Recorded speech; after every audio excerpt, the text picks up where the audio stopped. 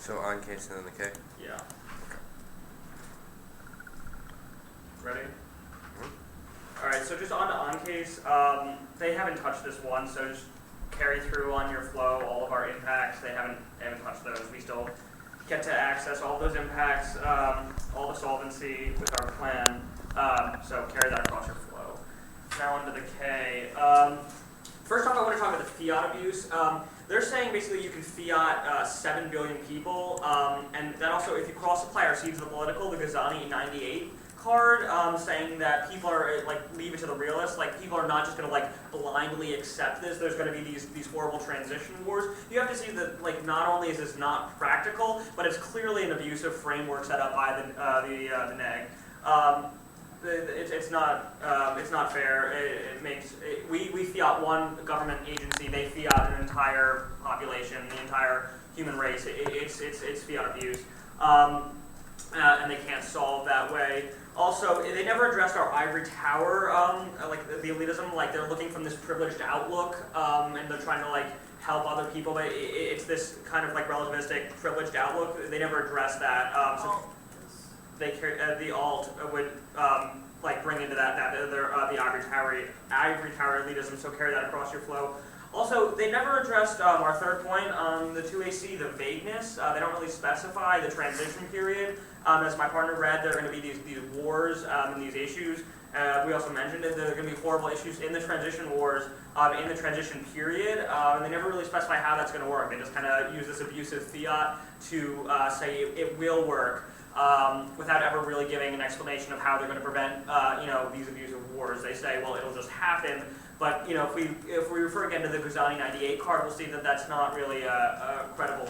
Also, we have to see, well, going on to the perm, we gave two examples of the perm. The first is, if we look to reality, when we sign to the bill together, we can sign our AF plan into practice, and then we can immediately have the government sign into plan their K. There's no reason we can't perm it with a time frame K. We don't have to do them at once, but if we look at the reality of how this might actually be enacted, sure, the government could do both. So the perm certainly stands.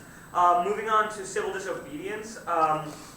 It'll be a cause of war. Extend our Wardy 98, like the war and the extinction. Extend the Ferguson 4 card. The civil disobedience is going to lead to apolar wars, terror, and disease. Also, compare that to what they're saying. Like there won't be any of these issues. There's not going to be any issue with the transition period. Clearly, we have evidence stating that there is going to be a huge amount of war from this civil disobedience. Moving on, we actually do reduce, they never address this, we reduce indefinite detention, so we limit their imperial grand strategy. We are solving to some extent with our plan text alone, but we also have the perm, so do both. Continuing on, this is a big one. Extinction does outweigh the K. They keep going back to this Campbell card saying that ontology comes first. I want to make it clear they never link ontology. They never link ontology to dehumanization. They just say we need to prefer ontology, not link it to dehumanization. So they don't really get that link. But also, prefer our Bostrom 11 extinction outweighs ontology, and our Bostrom 2, there is moral uncertainty, so extinction must come first as an impact, because without life, we cannot possibly have the chance of fixing the issues we have now. Without any human population, we would never have the ability to change, and so extinction therefore must outweigh dehumanization or ontology. So we get that extinction outweighs decay.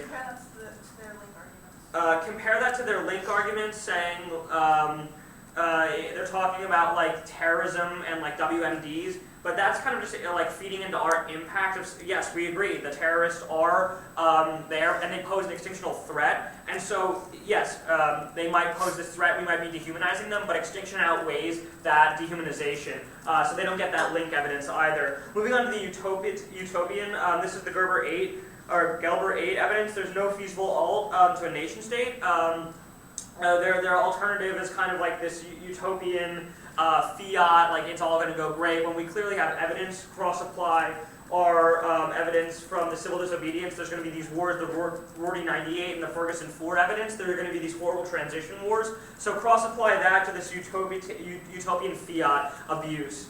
Also, they completely dropped our turn for the nanotech. This is the traitor 4. The state law is key to preventing to nanotech, and the traitor 4, the unregulated nanotech, is going to lead to global wars. They completely disregarded this turn. So look to that as a voting issue, and also they see the political entirely. Go to the Guzani 98. They leave realism to the realist. The Shaw 98. They see the political, and the Boggs 97 of seeding the political would be extinction. So really, not only do we win on our case arguments, but their K has no ground to stand on. They don't link to dehumanization. All they talk about is ontology, and then they start saying, making all these reasons why dehumanization is bad, but they never link that back in. They say it's happening, but they don't say why it's happening, and why it's bad. Sorry, and clearly, if we perm, we can do both. We can have our plan solved first, and seconds after. Their perm or their K can be signed into law. The perm clearly solves both. So, thank you.